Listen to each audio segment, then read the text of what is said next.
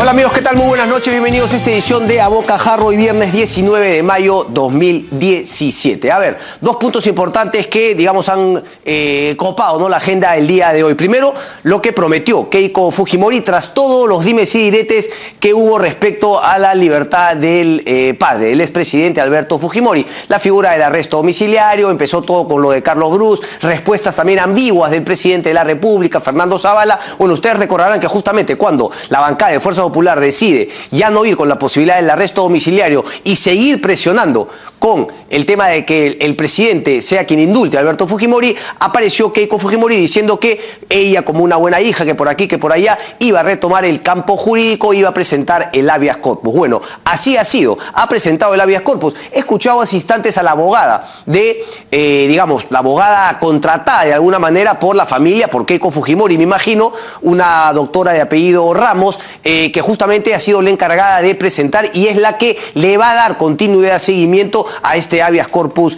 presentado. A ver, se le presentó a la a ver si me sale bien, 43ª, ¿no?, sala, o sea, 43, el juzgado 43, y finalmente ellos tienen que decidir si es que lo admiten o no. Aquí tengo justamente el documento, ¿no?, presentado por Keiko Fujimori, juez especializado en lo penal de Lima, y efectivamente ellos hablan de 3 puntos específicos que se habrían violado, que se habrían vulnerado, ¿no?, de Alberto Fujimori. Los 3 puntos los tengo acá mencionados porque, ojo, en la segunda parte del programa vamos a estar con 2 abogados, el señor Fernando Calle, quien de la sazón magistrado, ex magistrado del Tribunal Constitucional, y también Ángel Delgado, experto en temas constitucionales, para hablar sobre este tema. Pero, ¿qué es lo que planteaban ellos inicialmente? Sígueme por favor un rato con la cámara porque aquí lo tengo justamente en la mesa. 3 puntos que se han vulnerado, principios vulnerados. 1, derecho de la imputación necesaria. 2, punto 2, interdicción de la arbitrariedad, y punto 3, debida motivación de las resoluciones judiciales. Suena complicado, todo lo vamos a desmenuzar justamente con nuestros invitados. El primer tema, sin embargo, ha sido el que se ha generado también tras la publicación de un reportaje de IDL Reporteros que firma además su director Gustavo Gorriti, quien ya está con nosotros. Ponme por favor, tenemos el scan justamente, ¿no?, que inmediatamente han rebotado todos los medios de comunicación. Interrogatorio en Curitiba. Ustedes recordarán que ayer yo mencionaba en la introducción otro artículo de IDL respecto a Graña y Montero. De eso todo vamos a conversar con Gustavo Gorriti. Pero bueno, inmediatamente salieron las reacciones de quienes se les mencionaba justamente en este artículo. Me refiero a Keiko Fujimori, a Fuerza Popular sobre todo, y a Alan García y al Partido Aprista Peruano. ¿Qué es lo que decía? A grosso modo, digamos, la parte más resaltante de esta información. Aquí tengo justamente el artículo, estoy lleno de papeles, aquí está. En un momento del artículo, otros candidatos es el subtítulo, y la pregunta: ¿fue Humala el único candidato al que apoyó en la campaña para las elecciones del 2011? Y lo siguiente, en el texto, Odebrecht Marcelo dijo que la política de su empresa ha sido la de apoyar en las elecciones a todos los partidos, comillas, brackets, ¿no? ¿Cómo se dice? Paréntesis, con alguna posibilidad, se entiende, y que se había apoyado a Keiko Fujimori y a la candidata aprista, entre paréntesis, Mercedes Arauz. Otra fuente recuerda que Odebrecht dijo que ese apoyo a varios partidos le parecía lógico y mencionó al partido aprista y la candidatura de Keiko Fujimori. Inmediatamente salieron, digamos, comunicados diciendo que lo que aquí se planteaba no era cierto. El primero fue el Ministerio Público. Ojo, la Fiscalía de la Nación puso este comunicado. Ponlo por favor para verlo. ¿Sí? ¿Qué pasó? Aló, háblenme por favor, tranquilo, todos nos podemos equivocar, pero háblenme por favor.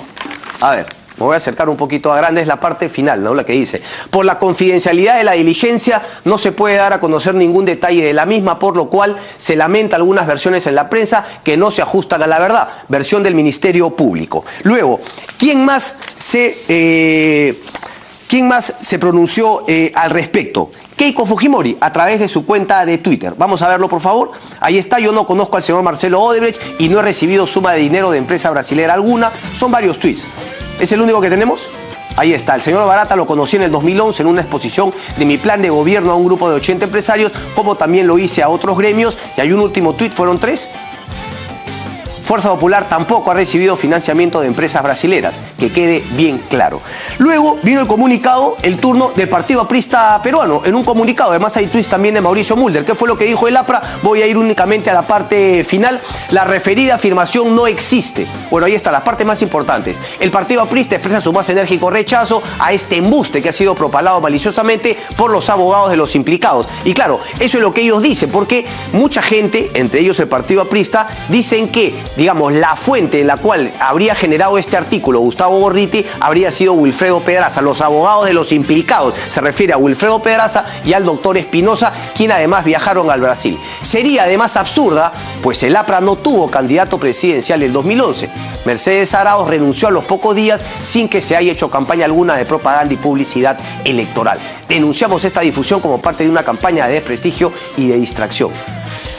Ahí sí le pareciese, justamente Gustavo nos va a salir de dudas, que esto sí le daría en la yema del gusto, ¿no? Porque van a continuar con el tema de que estamos siendo perseguidos, esto es una persecución, que nos están generando falsos por aquí y por allá. Hubo más todavía, porque César Romero, periodista del diario La República, experto en temas judiciales, buenas fuentes en el Poder Judicial, puso dos tweets que a mí también me llamaron la atención, y por eso, porque, a ver, César Romero no tendría pues ninguna razón por la cual defender al APRA o a Fuerza Popular, ahí me queda claro, pero profesionalmente él finalmente nos cuenta lo que sus datos le habrían dado como información. Mis fuentes aclaran que Odebrecht Perú no sabe de aportes a Keiko Fujimori, APRA ni Mercedes Arauz. Marcelo fue malinterpretado. Y en un segundo tuit, Jorge Barata ya declaró a la Fiscalía sobre aportes a campañas en el Perú y no mencionó a Keiko ni al APRA. Y luego el último de Wilfredo Pedraza. Vamos por favor para pasar ya con Gustavo.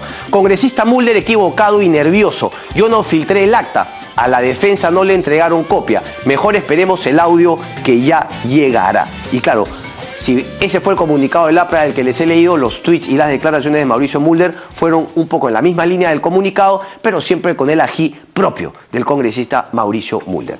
¿Qué es lo que ha pasado en verdad? ¿Cuál es lo que nos cuenta sobre este tema? Porque también está obviamente el artículo de Graña y Montero. Gustavo, un placer como siempre. Muchísimas gracias. Cristian? ¿Qué tal? A ver, Gustavo, han habido este artículo y después todas estas respuestas. ¿Qué es lo que ha habido finalmente? Tú, digamos, nuevamente te sostienes en que ese es el artículo, no corrige ninguna palabra de lo que está publicado en IDL Reporteros. ¿Me puedes decir por qué tengo que corregir algo? Pero justamente por lo que... ¿Encuentras alguna falta de ortografía? No, por lo que puntuación. Por lo que están diciendo que finalmente no habría dicho Marcelo Odebrecht lo que dijo. Mira, pueden decir absolutamente lo que quieran.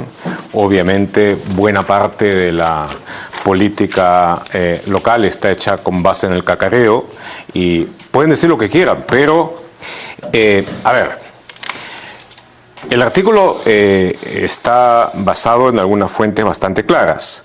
Hay un acta ahí que se reproduce, ¿verdad? Es un acta que está escrita en portugués. Portugués. Correcto. Esa es la que en el artículo está descrito que corresponde a el acta que señala el acuerdo previo antes del interrogatorio, de las deposiciones verbales de Marcelo Odebrecht. Entonces, está bastante claro. Eso se hizo allá. En efecto, no ha habido copia no creo de que tenga copia ni Peña Cabrera, ni Vela, ni Juárez Atoche, y menos Pedraza o Espinosa. ¿Ok? Ok. Bueno, de alguna forma la conseguí. Entonces, eso señala claramente el acuerdo al que se llegó primero. Es decir, no ha habido fantasía, por lo menos esa primera parte está bastante clara. Okay. Luego, claro, es la parte del subtítulo la que ha generado todo esto. Pero la primera pero empecemos pues. Empecemos viendo cuál es la relación que hay entre lo que se establece en el artículo y la verdad de los hechos. Esta primera parte creo que está clara, ¿no es cierto? Sí. Ok. Luego, lo que se discutió, me parece que un congresista, no sé si es un congresista con chivo o no, dijo de que no había habido acta, que no había habido grabación. Bueno, hubo un acta previa, que es la que se publicó. Sí. Grabación hubo. Por supuesto que hubo. Lo escribo en el artículo. Es el problema. Por eso se sale medio retrasados en las pruebas PISA de comprensión lectora. Está escrito. La cosa es de que el fiscal brasileño, Orlando Martello, quien es el que ha estado a cargo dirigiendo toda esa diligencia, es la persona que ha conservado la grabación, que posteriormente le va a dar toda la protocolización y la formalización del caso para, una vez que haya sido hecho eso, entregarla por la vía de cooperación internacional al Ministerio Público peruano. Lo van a recibir de tal manera de que eso, en un plazo que me imagino no va a ser inmediato, pero no va a ser largo tampoco, va a llegar acá. Y va a estar ahí básicamente contenido todo con el soporte de la grabación de ser necesario. Bueno, entonces, teniendo eso presente, luego la otra cosa es de que yo he hablado con varias fuentes de quienes que estuvieron presentes en eso. Y que Marcelo Odebrecht se refirió a la ayuda a la campaña, la ayuda que le hubiera interesado, el sistema que tenían de ayuda a las campañas, como lo hubieran querido hacer a la campaña de Keiko Fujimori, a la del APRA, eso me vino de todas las fuentes. Unos interpretan como que hubiera sido el caso, otros lo interpretaron o quisieron interpretarlo como que hubo un intento de hacerlo. Pero todos coinciden en que Marcelo Odebrecht dijo de que él no podía probarlo. Todos coinciden en eso. Que él no podía probarlo, que el único que podía probarlo era Jorge Barata. ¿Ok? Y eso fue lo que yo he dicho. Ok, Gustavo, entonces primero, debe estar claro lo que nosotros hemos escrito. No lo que se interpreta, no lo que se cacarea, sino lo que está escrito. Por eso yo quiero te pregunto, ¿está claro? Por eso yo quiero preguntarte específicamente si podría tener algunas dudas respecto de lo que está escrito. Entonces, te hago la pregunta nuevamente. Sí. Marcelo Odebrecht dijo que había colaborado económicamente con la campaña de Keiko Fujimori y del APRA en el 2011. Dijo de que en el sistema, lo que yo me queda claro. Yo lo que puedo sacar en concreto digamos, estamos hablando, ¿tú viste la película Rashomon alguna vez? ¿Has visto la película de Rashomon? No, sí. No, bueno, pues hay ahí toda una serie de diversas versiones sobre un mismo hecho, ¿ok? De supuestos testigos presenciales. Entonces, bueno, yo he hablado con testigo A, testigo B, testigo C. Cada uno, de acuerdo con su posición, tiene ligeras variaciones dentro de su recolección. Todos están de acuerdo que Marcelo Odebrecht mencionó dentro de la idea de la campaña, de ayudar a todas las campañas, como a ellos les gusta hacer con todos los partidos, a la campaña de Keiko Fujimori y a la campaña del APRA. Entonces, unos creen haber escuchado como que hubo la intención de ayudar, pero de que él no podía firmarlo. Otros solamente creen haber escuchado de que se habló sobre que hubiera sido interesante hacerlo, pero de que él no puede afirmarlo tampoco. Esas son las diferencias de grados que yo pude determinar y esas son las diferencias de grados que quedaron plasmadas en la recolección que yo he hecho de ese encuentro. Ok. Ahora, luego de eso, que por ejemplo César Romero sale diciendo que sus fuentes, tengo que presumir que son las fuentes de Odebrecht, indica... ¿Por qué presumes que las fuentes de César Fuentes son de las de Odebrecht y no las del Ministerio Público? Porque en este caso, si te pones a leer lo que está ahí, obviamente es alguien de Odebrecht que está hablando, porque no creo que Hamilton Castro y su gente estén al tanto de la vida cotidiana empresarial de Odebrecht, ni que le puedan estar inmediatamente preguntando a Barata sobre eso. Entonces, no está mal tener fuentes dentro de Odebrecht, de paso, no hay ningún problema con eso. Pero que se ponga a Barata como, digamos, una especie de elemento confirmatorio de verdad o mentira, me parece francamente ridículo. Barata es un mentiroso serial, ahora que está medio de moda la palabra. Sí. Con él hay que verificar si las T's están bien cruzadas y los puntos de las I's están correctos. O sea, yo te puedo en un momento enumerar 20, 30 mentiras de las que él ha dado alrededor pero digamos, no han habido contradicciones ni fisuras entre lo que ha dicho Marcelo Odebrecht y Jorge Barata respecto por lo menos de el APRA de Fuerza Popular, ¿o tú crees que esta es una contradicción? Yo no sé lo que ha dicho Jorge Barata. Yo no sé lo que ha hecho Jorge Barata. Bueno, ¿Tú sabes lo que ha hecho? Respecto a lo yo que estoy dijo, escuchando, lo que ha dicho César Romero en su cuenta de Bueno, Twitter. pues no tengo que asumirlo como correcto, ¿no? ¿Por qué tengo que asumirlo como correcto? No tengo la menor idea. Sería interesante volverle a preguntar. Pero lo más interesante de todo, y eso será lo veremos por otras razones en el futuro, lo más interesante de todo sería preguntarle a Jorge Barata eso dentro de una actuación formal del sistema fiscal brasileño, donde se le pregunte dentro del programa de delación premiada de Brasil. ¿Por qué haces la diferencia? Porque nuestro sistema no está apretando a los testigos, a los colaboradores eficaces. ¿Es un tema que solo cuentan lo que a ellos les provoca? Me imagino que has leído el acta que he publicado ahora, ¿no es cierto? Ahí hay un principio de inmunidad que está establecido.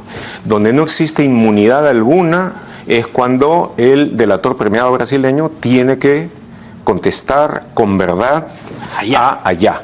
Porque si miente, se cae la delación premiada. Pero por eso es justamente lo que yo cuestionaba ayer noche. Sí. Pero entonces, hemos hecho todo mal aquí en el Ministerio Público también, porque ¿por qué no creer que algo así también se ha firmado con Jorge Barata, que también tiene la condición de delator premiado ahí en Brasil? Es decir, él no tiene ningún compromiso de decir la verdad ante el Ministerio Público porque él tiene la misma condición que Barata en Brasil. Él es delator premiado allá. El delator premiado allá y vino aquí a hacer un programa de colaboración eficaz o como se llame. Y dentro de eso, dentro de lo que estaba acordado, ha dado una serie de informaciones que a su vez han producido un conjunto de acciones dentro del Ministerio Público que tampoco son de desmerecer. O sea, ha habido un grado, sí, de colaboración, ha habido un grado de delación aquí de determinadas personas que cometieron fechorías dadas, de que que cutrearon con Odebrecht y estos han salido a la luz. Ahora, la pregunta clara en este caso es, ¿eso es suficiente? ¿Eso dice todo? ¿Eso comprende todo lo que se pagó? ¿Eso comprende todos los sobornos? Yo te adelanto, de mi punto de vista, la respuesta clarísimamente es no. Ok. Entonces, una vez que se haya terminado con esto, de nuevo, no se trata de desmerecer en absoluto las informaciones que se han dado y que han servido para que se hagan algunas acciones interesantes, como las que se han llevado a cabo en estos días y en los anteriores. Pero una vez que se haya terminado con este capítulo, va a venir el otro, que va a ser ir mucho más allá, profundizar con la información, llegar a aquellos que no figuran en absoluto dentro de la delación de Barata y aproximar la explicación de las cantidades de soborno y de cutra a lo que debe haber sido. Es posible establecer, teniendo presente, y lo voy a hablar ahora en términos muy generales, es posible establecer, teniendo presente los porcentajes de soborno que como un sistema operativo establecido se pagó en Brasil y se pagaron en otros países con los contratos que se llevó a cabo aquí. Y es posible entonces poder calcular en forma relativamente aproximada el monto posible de las coimas y los sobornos que se pagaron. Y lo que se ha dicho hasta ahora, para mí, es una fracción. Yo también coincido con eso. Pero igual vamos a regresar y también te quiero hacer la pregunta por qué el Ministerio Público también habría salido con este comunicado y si es que tú sientes que es algo vinculado a tu artículo o no necesariamente. Eso tras la pausa, por favor, no se muevan. Bien, a ver, había también una comunicación respecto de que ¿qué tendrías que decir? O finalmente no me vas a decir porque es una regla del periodista no declarar sus fuentes, pero todo el mundo dice las fuentes de Gustavo Gorriti son únicamente, lo ha dicho el comunicado del APRA, la defensa de Nadine Heredia, y lo que muchos dicen es que efectivamente la pregunta que hace, fue Humala el único candidato. La inteligencia de ese comunicado siempre es sorprendente. Ok, pero dice, fue Humala el único candidato al que apoyó en la campaña para la elección del 2011, que esa la pregunta la habría planteado Wilfredo Pedraza, la defensa de Nadine Heredia, y que obviamente suena lógico que ellos tengan un interés de decir, bueno, fue un aporte ideológico, fue aporte para la campaña, aportó a otras campañas, a otros grupos políticos también, por lo tanto lo nuestro no es tan grave. Así es. ¿Y qué quieres que te diga? ¿Cuál es mi suposición? Sí. A ver, cuando eso supuestamente se da, que me parece que es como en octubre del 2010, septiembre, octubre del 2010, Humala estaba, en términos de encuestas, estaba muy, muy rezagado. Sí.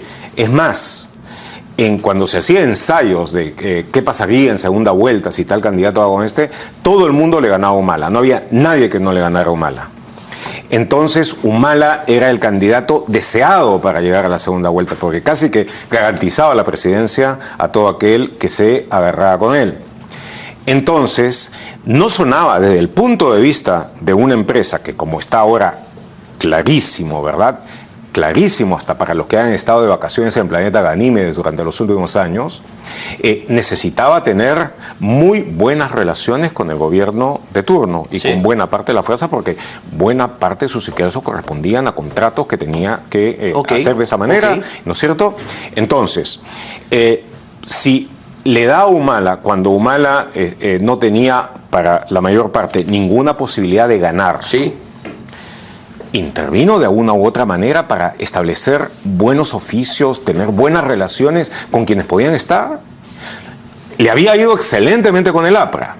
En ese gobierno, 2006-2011. Le había ido excelentemente. Me imagino que el APRA no va a sacar un comunicado ahora diciendo que no le fue excelentemente a Odebrecht con ellos.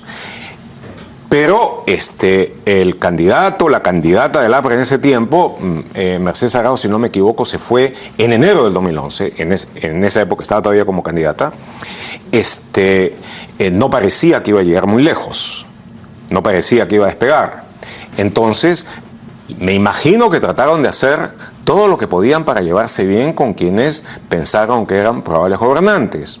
Lo han hecho en todos los lugares. Pero ahí está dejando de lado... Espérate, Cristian, lo han hecho en todos los lugares y en todos los países donde yo he seguido la labor que han tenido. Pero está dejando el factor ideológico de lado. Y acuérdate que ya había habido la conversión de Ollanta de dejar a Chávez por eso. O sea, pero el factor ideológico... hubo la orden, porque era la caja, digamos, política del PT y de Lula Odebrecht. A mí me queda más o menos claro eso, de acuerdo a la información que yo te he leído. No. Digo, ellos se llevaban bien con el PT y con Lula porque era gobierno. Porque era gobierno, y se llevaron muy bien antes con otros partidos, y se llevaron magníficamente con los socialdemócratas, se llevaron magníficamente con todos los otros partidos, y a todos les dieron. Sí, pero llegamos a que la cúspide de la corrupción, y tú lo has descrito también, fue con el PT y con Lula da Silva, tanto así que Lula pedía plata. Es más, en un artículo Rosa María dice, yo no entiendo cómo le dieron 3 y cómo le dieron solamente 1,5 a Lula. Eso no tiene sentido. Lula recibió mucho más, sino que él tenía la confianza tal de decir, bueno, 3 palitos para Humala, que mi delfín, con el PT, la ideología. Si te pones a ver ahora, si te pones a ver cómo se está desenvolviendo el drama brasileño de delación, esa especie de carnaval continuado de delaciones donde todos los días sale un nuevo secreto culpable, básicamente no hay un político importante, no hay un partido político que no esté profundamente contaminado por la cuestión de sobornos. Te hago la pregunta directa. No, pero Gustavo, en el caso, espérate, para terminar de contestar tu pregunta, en el caso es Antonio Palocchi,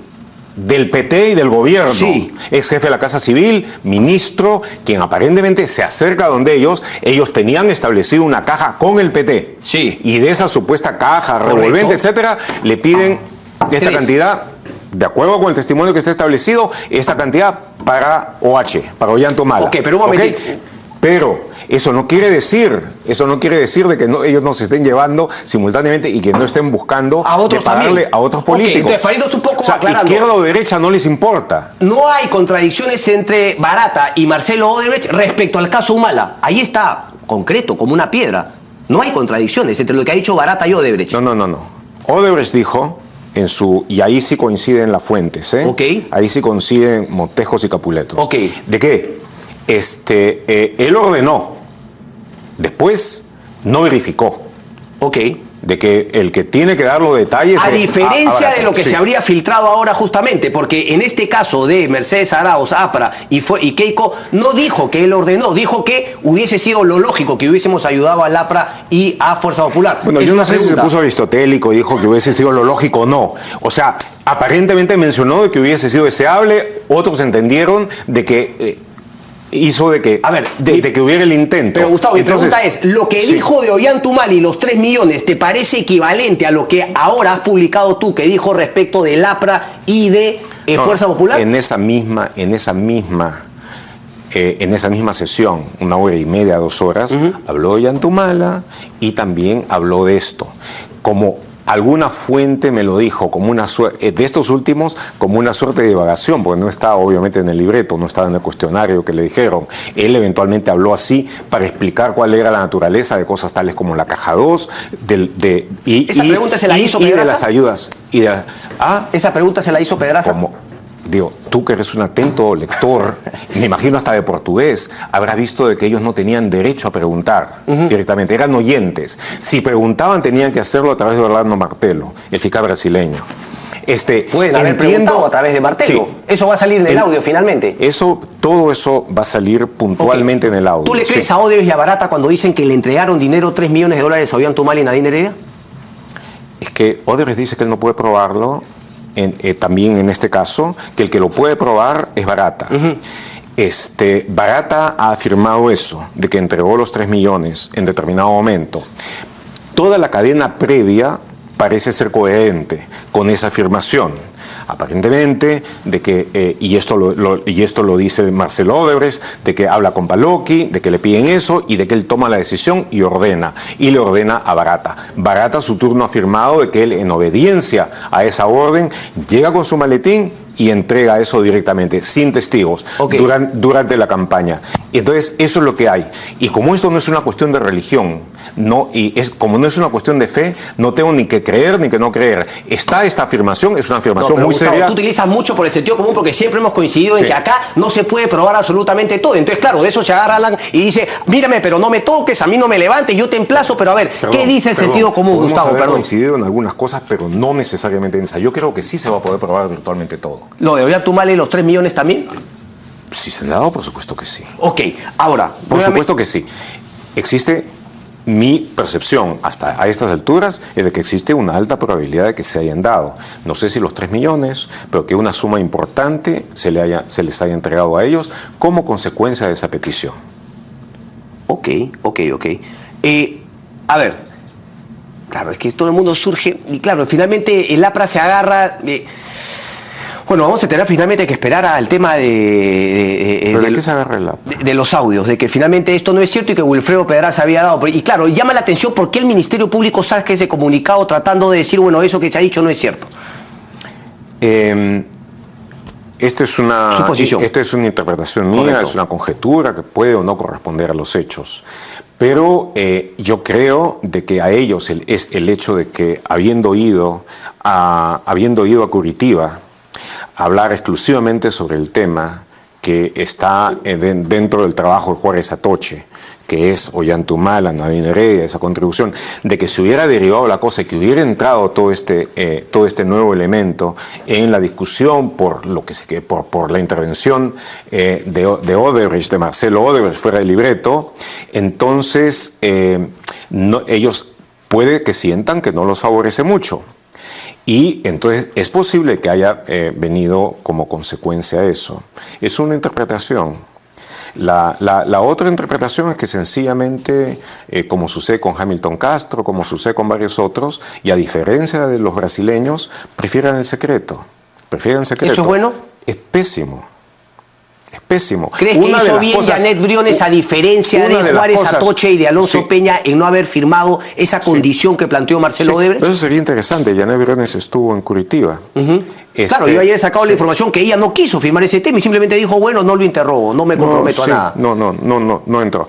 En el caso, yo personalmente creo, de nuevo, en mi opinión en ese aspecto, de que no había ningún daño en firmar eso, puesto de que es cierto. Lo que estaban buscando ellos era información concreta de Marcelo Odebrecht respecto a algunas cosas que no están del todo claras dentro del tema que tienen. No me parece que hayan logrado una información tan clara y tan concreta, pero en todo caso resultaron mejor ilustrados. Resultaron tanto mejor ilustrados que encima habló de lo del APRA y encima habló de Fujimori. Que mencionó ambos, no hay la menor duda.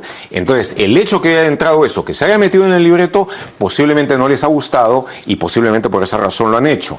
En fin, es una cosa que a mi concepto está más en el ámbito de la pataleta y francamente, lo quiero decir con todas sus palabras, me parece bastante estúpida. ¿Qué cosa exactamente? Repítemelo.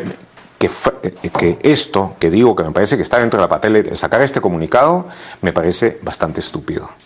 No corresponde a lo... ¿Temes que, por ejemplo, parte de eso que ha pedido Marcelo Odebrecht lo haya pedido también Barata en ese primer acuerdo que nos los tienen bajo 7 llaves respecto a que firmó el Ministerio Público con Odebrecht y con Barata y con otros colaboradores? Es decir, ¿crees que el Ministerio Público se haya comprometido a no iniciar ninguna acción penal, no, contra la empresa? O... Bueno, mira, eso ya es otro tema y tiene otra discusión. No me parece necesariamente mal de que se quede, sobre todo ellos están en Brasil sometidos a ese sistema y se ofrecen a colaborar. No me parece necesariamente mal que de una manera inteligente, con una adecuada negociación, se les dé un grado de inmunidad, porque lo que tú necesitas aquí, por encima de todo, es colaboradores eficaces, es delatores. Y a una costa de tener delatores parciales, de delatores que te cuenten solamente parte del cuento. Lo que tú necesitas, haciendo una buena investigación ahora, es ampliar al máximo el universo de delatores. Mira tú, la única compañía que hasta este momento lo ha hecho con todas sus limitaciones, y repito, con limitaciones y con omisiones, es Odebrecht, pero ha hablado algo. Sí. Y como resultado de lo que ha hablado... Está fuera y Graña y Montero, que ayer has demostrado con esta información, tenían que haber sabido hasta ahora... No ha hecho nada, pero además recuerda, Andrade Gutiérrez, Camargo Correa, Queiroz Galvao, Oas está empezando a discutir lo suyo, ¿no es cierto? Y también está dentro de esto. Pero entonces, más bien, la idea, lo que habría que tratar de lograr es ampliar con la mayor velocidad posible, con la mayor intensidad posible, el número de delatores. Aún se implica darles un grado de inmunidad, dado que ya estarían ellos protegidos en Brasil. Correcto. Y lo que se trata es de traerlos. Cuando tú tengas un buen número de gente que te esté contando el cuento, vas a poder incluso encontrar las mentiras de los primeros delatores o las insuficiencias de lo que han dicho, y vas a poder completar mucho mejor el cuadro. Eso requiere agresividad, eso requiere energía, eso requiere mucha más inversión en un buen, entrenado y competente capital humano por el lado de la Fiscalía. Déjame fregar un poquito. Ollanthumala, Nadine Heredia, esto es una persecución, ¿no? Los apristas, los fujimoristas. Sí. Tenemos el tema de, madre mía, tu apoyo en la segunda vuelta 2011 a Ollanthumala, la carta. Entonces uno podría decir mala leche, pensando, bueno, Gustavo Gorriti se comprometió, puso su palabra respecto a Ollanthumala. Ahora queda claro que Ollanthumala tiene el caso de madre mía, el tema de los posibles 3 millones. Entonces ahora un poco, bueno, Gustavo también va a ponerle una sombra a la oposición, a los rivales también de Ollanthumala, Fuerza Popular y el Partido Aprista Peruano. Esto es lo que va a plantear Fuerza Popular y lo que va a plantear el APRA ahora, Gustavo. Sí, pero me imagino que tú eres más inteligente. Pero eso te lo planteo. ¿Qué respondes a eso? Es que el común puede estar pensando eso. ¿Qué respondes a eso? Bueno, Gustavo quiere un poquito, le ha seguido la cuerda a Pedraza y ahora pone un manto de duda respecto de los otros partidos también. Finalmente, un poco que se diluye el tema de Ollanthumala, Nadine Heredia y los 3 millones. A ver, ¿quién fue el que sacó el caso de Chejade? ¿Quién sacó el caso de Chejade? Cuando estaban recién en el gobierno. Nuevecitos. Sí, ok. El tema de la bruja de Cachiche. Sí. ¿Quién lo sacó? Tú. Bueno. Ok. ¿Empezamos estando claros en eso? Está bien. Entonces, y déjame decirte otra cosa. Yo he tenido, desde que se conquistó la democracia el año 2000, debido a la pésima calidad de gobernantes que hemos tenido, que desprestigiaron lo que costó tanto ganar de la dictadura cleptocrática y delincuencial de Montesinos y Fujimori. Entonces, cada 5 años hemos estado parados en la cornisa ante la perspectiva de que la democracia pueda perecer. Entonces ha habido que tomar elecciones muy duras, en determinado momento, muy duras. Y algunas de esas pueden, por supuesto, equivaler a una dieta de batracios en determinado momento. Sapos. Pero ¿se ha logrado mantener la democracia hasta ahora o no? ¿Se ha logrado que, aunque tengamos una democracia por momentos adefesiera y de baja intensidad, ella se mantenga, pueda subsistir hasta este momento o no? Cuando se hizo a Humala jurar respetar la democracia, ¿al final lo hizo o no? Pues sí lo hizo. Y otra cosa, y respecto a Gustavo Gorriti, ya que estás preguntando tú, el 2000... en todas las elecciones en las que de una u otra manera he tenido que jugar un papel determinado para evitar el retorno al fujimorismo, en todas, en determinado momento, ha habido algún ofrecimiento de integrarme a los gobiernos. Y no lo has hecho. Ni por un minuto. Y otra cosa, tampoco ha habido en ningún momento, ninguna defensa partidaria. He hecho investigaciones respecto a cada uno de esos gobiernos. ¿Pero va a ser ad infinitum la oposición de Gustavo Gorriti a que vuelva Fuerza Popular al gobierno siempre? ¿Ad infinitum o esperas, digamos, algo que pueda pasar para que...? No hay ad infinitum porque somos mortales. No sé si te has dado cuenta de ese pequeño detalle. Sí, claro, ¿no? Hasta que la vida te acompañe, Gustavo. Entonces, yo lo único que te puedo decir es esto. Durante la historia del Perú hemos tenido este péndulo perverso entre democracia y dictadura. Hemos logrado ahora uno de los momentos más largos en la historia en la que ha habido democracia. Mientras el fujimorismo no sea clarísimamente un movimiento democrático, entonces por supuesto voy a hacer todo lo necesario. Mauricio Mulder siempre ve este programa y aquí ha puesto un Twitter, por favor vamos a mostrarlo. Gorriti habla de sus fuentes como si hubiesen sido 50 en el interrogatorio. Estaban solo 3 fiscales y los abogados de Humala. Qué chiste. Con esta pregunta termino porque es un poco lo que plantea Mauricio Mulder. A ver, hazte cuenta que había en equipos, ¿ok? La justicia brasilera, el fiscal brasilero, estaba Odebrecht y sus abogados, estaba el Ministerio Público peruano y estaba la defensa de Nadine Heredia. Gustavo Gorriti podría publicar una nota como la que ha publicado el día de hoy solamente utilizando como fuente uno de estos bandos? No. No, hombre, claro que no. O sea... Está bien, ahí está claro, de los 4 bandos queda claro que tus fuentes no han sido únicamente... Mi formación sobre periodismo es bastante diferente a la que tiene Mulder. Gracias, bastante diferente a la que tiene Mulder. Muchas gracias. Hacemos una pausa y regresamos. Este es el tema del habeas corpus de Alberto Fujimori.